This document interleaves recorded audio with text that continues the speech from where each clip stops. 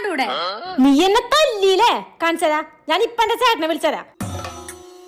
Hello ചേട്ടാ, ഇവിടെ എന്നെ ഒരുത്തി തല്ലി, വേഗം വരണം. ആ വിളിക്ക്.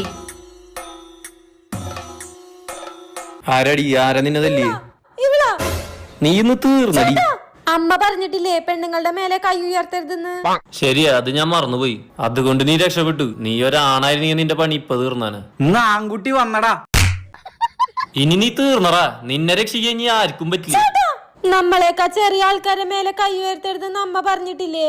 ശരിയാ, അത് ഞാൻ മറന്നുപോയി. നീ എന്നെക്കാൾ ചെറുതായത് കൊണ്ട് നീ രക്ഷപ്പെട്ടു. അല്ലെങ്കിൽ നിന്നെ എന്നാ നിന്നേക്കാ മൂത്താള് വന്നിട്ടടാ.